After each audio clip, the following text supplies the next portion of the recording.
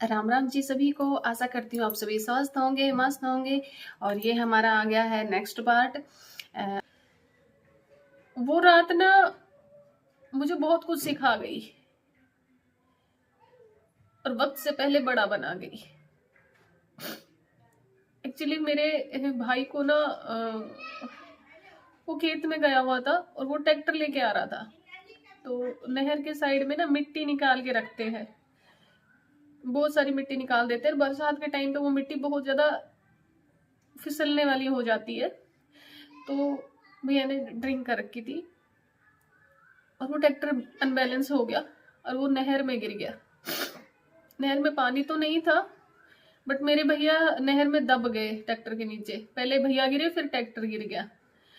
मेरे भैया मेरी जैसे मैं स्पोर्ट्स में हूँ, कबड्डी में, तो मेरे भैया भी कुश्ती और पहलवानी करते थे। स्ट्रॉन्ग बहुत थे मेरे भैया।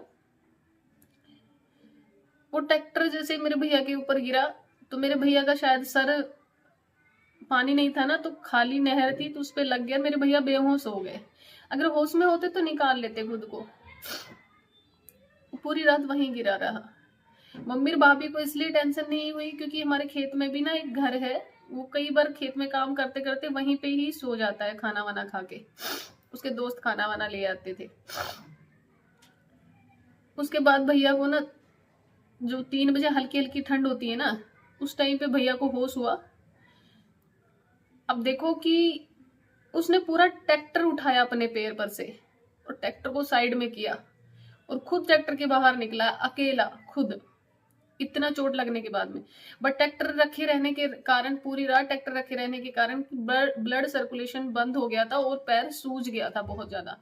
तो वो किसी तरह निकल तो गए ट्रैक्टर के नीचे से, पर नहर में ऊपर नहीं चढ़ पा रहे थे, पैर भारी हो गया था इसलिए। तो जब सुबह लोग गाँव में फ्रेश होने जाते हैं बाहर खेतों में, तो उसने आवाज दी। तब लोगों ने देखा 4 साढ़े 4 के तकरीबन। जैसे ही लोगों ने देखा तो हल्ला मच गया, मेरे घर तक बात गई। फिर मेरी मम्मी मेरी भाभी भागे भागे गए वहां पे, भैया को लिया, गाड़ी बुलाई।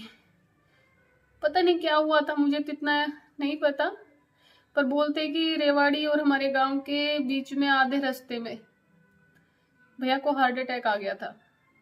शायद हो सकता है जो ब्लड पूरी रात रुका हुआ था वो एकदम से बॉडी में गया होगा तो हो गया होगा।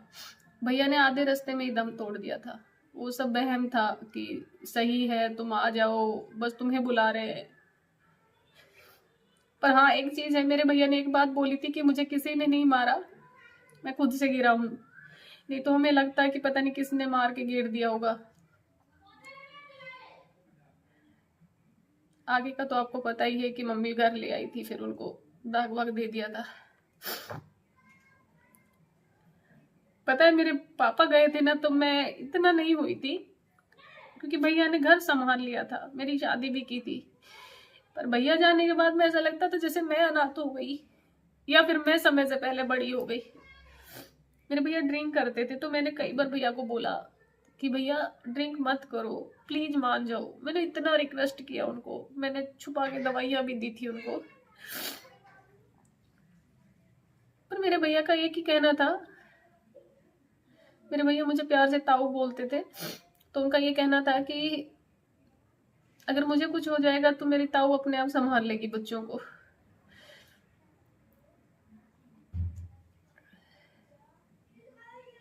मुझे ना अभी एक 4 लाइनें याद आ रही है इसी के ऊपर।